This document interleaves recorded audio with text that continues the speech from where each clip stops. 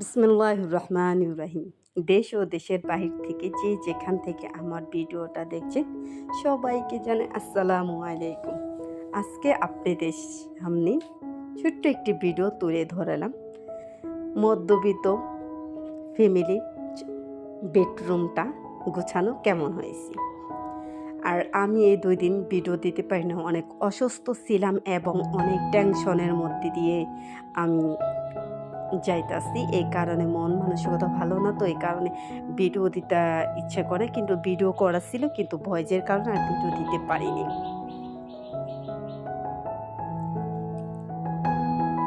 তারপরে এখানে দেখছেনই তো আমি আমাদের সাধারণ মানুষের যেভাবে ঘর, এটাই আমাদের কাছে অনেক, এটাই আমাদের কাছে অনেক মনে হয়। তারপরে এখানে আমি সব কিছু গুছিয়ে নিলাম আজকে বেডরুমটা, কিন্তু না গোছানোটা যত তাড়াতাড়ি মনে হয়েছে, কিন্তু কাজটা করতে না আমার অনেক সময় লাগছে। এগুলা মনে করেন খুঁটা খুঁটা পরিষ্কার করতে অনেক সময় হয়েছে এই কারণে। আর যখন আমরা যারা ব্লগ করি অবশ্যই জানতে পারি কি দেখলাম হয়ে গেল কাজ, এটা না, কিন্তু আমাদের কাজ করতে অনেক সময় লাগে। কিন্তু না, আমি জানি না, কিন্তু আমি ইউটিউব চ্যানেল চালু করে আমার কাজের প্রতি অন্যরকম একটা আগ্রহ হয়ে গেছে। এই যেমন একটা টেনশন থাকে আপনাদের দেখাইতে হইব, আপনাদের কাজ করতে হবে, এই কারণে না শরীরে না একটা এনার্জি এসে পড়ছে, ওই ধরনের আলসামিটা এখন কাজ করে না। যেহেতু আমার ভিডিও করতে হইব, আর আমরা যেহেতু ব্লগ বানাই, আমাদের প্রতিদিন ব্লগ করতে হইব, যারা আমরা রেগুলার ব্লগ ছাড়ি অবশ্যই। আর যদি আমার ভিডিওতে এখানে কোনো খারাপ দৃষ্টিতে কিছু দেখে থাকেন অবশ্যই এটা ক্ষমা দৃষ্টিকে দেখবেন। আর এখানে না আমি ওই যে গাছগুলো না এই যে পরিষ্কার করতেছিলাম, তখন অন্ধকার হয়ে গেছিল, আমি ফ্ল্যাশ জ্বালায় আসি, ফ্ল্যাশ বন্ধ হয়ে যায়, এরকম হয়েছিল। জানি না কি যেন একটা সমস্যা হয়েছিল, এই কারণে ক্লিয়ার বোঝা যাচ্ছে না। তো পরবর্তীতে ঠিক এটা ক্লিয়ার দেখতে পারবেন, কিন্তু গাছগুলো আমার বাথরুমের ভিতর মনে হইতেছে কি অনেক অন্ধকার না, কিন্তু ওই যে বললাম না প্লাস্টিক হয়েছিল। তারপরে অবশেষে এই যে আপনার এই টিপসটা ফলো করতে পারেন না, আমি প্রত্যেক সময় এই টিপস এইভাবে করি, কিন্তু আমার এভাবে করে ভালো লাগে, এই কারণে আমি এভাবে করি কি, এই যে আর আমরা তো অনেকে তুষো জাজিম, এগুলো তো সম্ভব না, ছাদে নিয়ে রোদ দিতে, এগুলা অনেকটা হয়রানির কাজ। যেহেতু আমার মতন যারা এগুলা নিতে পারে না, তখন আমি এগুলো কি করি, আর ঝাড়ু দিলে না ফলো করবেন অনেক ময়লা বাইর হয়, তখন আমি কি করি, একটা ল্যাকড়া দিয়ে তারপর আমি একটু ভালোভাবে পরিষ্কার করি। কিন্তু আপনারা দেখছেন আমি অল্প একটু পরিষ্কার করি, ভালোভাবে পরিষ্কার করি, ওভাবে পরিষ্কার করলে না অনেকটা ভালো হয়। দেখবেন এত ময়লা বাইর হয়, প্রচুর ময়লা। আর এখানেও যে অনেক সময় আমরা ওয়ালের সাথে ঘেঁষতে ঘেঁষতে এই যে হয়ে যায়, ময়লা হয়ে যায়, আমি আবার একটু করছি হালকা একটু কুসুম গরম পানি আর সেখানে একটু গুঁড়ো সাবান দিয়ে এটা আমি ভালোভাবে পরিষ্কার করছি। আর যখন পরিষ্কার করে চকচক লাগে, তো ভিডিও তো ওরকম দেখা যায় না, যে বললাম না আমি ফ্লাশটা জ্বালাইতেছি আর ফ্লাশটা বন্ধ হয়ে যাইতেছে, কিন্তু আমার অত সুন্দরভাবে ভিডিওটা আমি করতে পারিনি। আর আমি অনেক ভিডিওতে বলি, প্রত্যেক ভিডিওতে বলি আমার বাসায় প্রচুর পরিমাণ আলো থাকার কারণে আমি মনে করেন কি এত পরিমাণ ধুলো, ও দেখছেন কেমন ধুলোগুলো খাটের মধ্যে পড়ছে, অবশ্যই এই ক্যামেরার মধ্যে ওটুকু ধরা পড়ে, এত ময়লা কি করব। তো একদিন অথবা 2 দিন পরে জন্য কে একটা আসলে বুঝবো কি মনে হয় আমি 12 বছর মনে হয় আমি এগুলো ধরিনি, এত ময়লা। আর একটা ব্রাশ, রঙের একটা ব্রাশ অনেক উপকার করে। এই যেভাবে না যে আমরা অনেকে খাটের চিবিতে অথবা যে আমরা যারা কাজ করা খাট বিভিন্ন ধরনের এভাবে ব্রাশ দিয়ে যদি পরিষ্কার কর না, শর্টকাটে পরিষ্কার হয়ে যায়। দেখছেন আমি পরিষ্কার করছি, একটু কানাসে কোনহানে ময়লা নেই, কিন্তু ল্যাকড়া দিয়ে পোছা দিলে অথবা অন্য কোনো শুকনা তেনাতে পোছা দিলে ওগুলো উঠে না। কিন্তু আমি সবসময় এভাবে চেষ্টা করি। আর যত পুরনো জিনিসই যত সুন্দরভাবে আপনি করে রাখবেন, দেখবেন ওটাকে চকচক করে আমার খাটটা দেখা যায় অনেকেই, কিন্তু দেখছেন পরিষ্কার করছে কি সুন্দর লাগতেছে না। আর এইভাবে যতই হোক পরিষ্কার করে রাখলে যত্নতে সব কিছুই ভালো থাকে। আর যত্ন করবেন না, দিনের পর দিন ফালায় রাখবেন, যত সুন্দর জিনিস কি খারাপ হয়ে যাবে।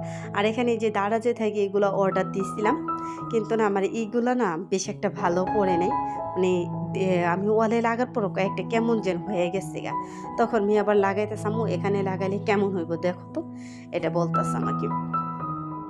এভাবে মেয়ে সবগুলা লাগাইছে।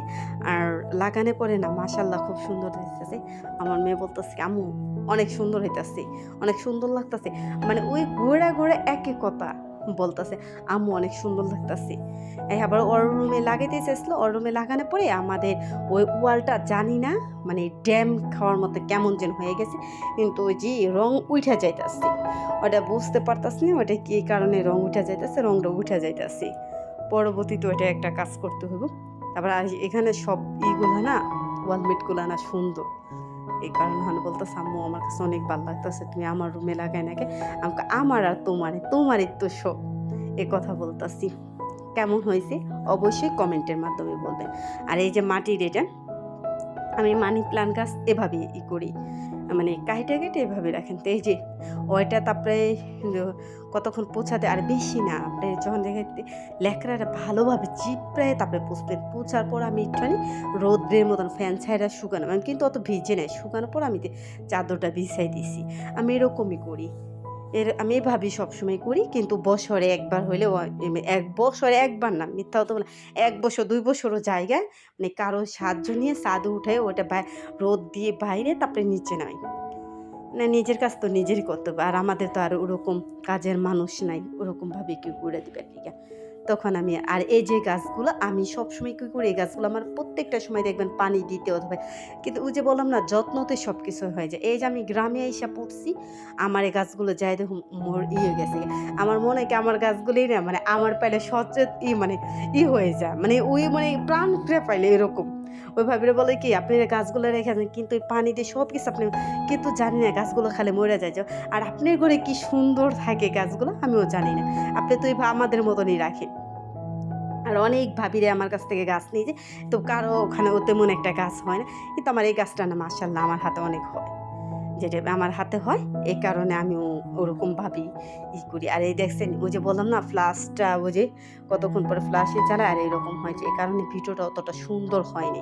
আমার এই ভিডিওটা এই দেখছেন এখন ফ্লাশ চালাইছি, এখন কিন্তু মানে বোঝা যাইতাছে। এভাবে আমি প্রত্যেকটা গাছে আর অনেকগুলা লতা ছাড়ছে। এটা কিন্তু শুধু একটা গাছ ছিল। অনেকগুলা লতা ছাড়ছে। এই গাছটা অনেক বছর হয়। আমার এই গাছটা হইছে। আমার ঘরের গাছগুলো অনেক বয়স্কর। আমি আর আরও ছিল। এখন ওই যে আমি অনেক সময় কি গ্রামের বাড়িতে আসি তো প্রায় ১৫ দিন, ১ মাস, ১.৫ মাসে লিয়ে আসি না? ওই গাছগুলো কি মরে যায়। আর প্রতিবার আমি যাওয়ার সময় না এই গাছগুলো নিয়ে যেতাম। আমার ভাবিরা বলে, "তুই জঙ্গলটা কিনে ঢাকা শহরে নিয়ে সবাই নেয় মানে অন্য জিনিস তুই নে জঙ্গলটাই নে।" মানে ওদের প্রতি একটা গাছের প্রতি যেমন আমার একটা ওই যে বললাম না একটা মায়া। কেউ যদি একটু ছিঁড়ে আমার মেয়ে যদি একটা পাতাও ছিঁড়ে আমি মনে করি অনেক রাগ করি। ওই জানে আম্মু গাছ ছিলে মনে রাগ করবো, ফুল না হোক আমার কাছে দেখতে ভালো লাগে। এভাবে আবার আমার আরেক ভাইয়া বলবো কি এটা হলো টাকালা গাছ। তুমি টাকালা গাছ লাগাইছো? খালে টাকা এরকম করে এটা টাকালা গাছ নি কহাও। এটা হলো টাকালা গাছ। জানি না। তারপর আমি একে কিন্তু আজকে সব পরিষ্কার করছি। অবশ্যই দেখতে পাচ্ছেন আমি অনেক সময় লাগছে এটি পরিষ্কার করতে। এই পরিষ্কার প্রতিদিনই করি। তারপর আজকে একটু ভালোভাবে পরিষ্কার করছি। সবসময় যখন ঘর ঝাড়ু দিয়ে পোছাপাছি করি তা আজকে ভালোভাবেই করছি। এই যে ভাবে দেখি মানে ভিজাতে দেখি ময়লা ওঠে না। তারপর আবার ব্রাশের সাহায্য নিছি। ব্রাশের সাহায্য নিয়ে তারপর আবার করছি। ওই যে বললাম না আমার এই ব্রাশটা অনেক উপকার আসে। অনেক উপকার। আপনারাও দেখবেন কি অনেক সময় যে যাদের ময়লা খাটে চিবিতে এভাবে একটা আর এইভাবে না কাজও না দ্রুত হয়ে যায়।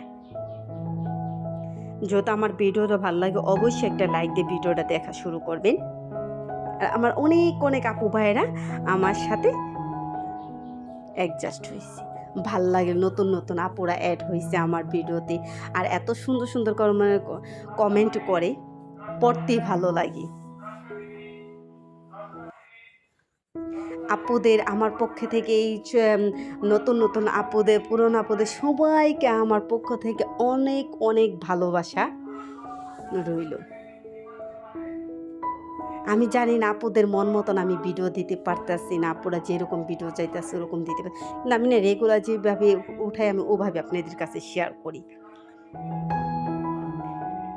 এই যেভাবে এটাই দেখবেন কয়েকদিন পরে দেখবেন অনেকগুলা হয়ে গেছে।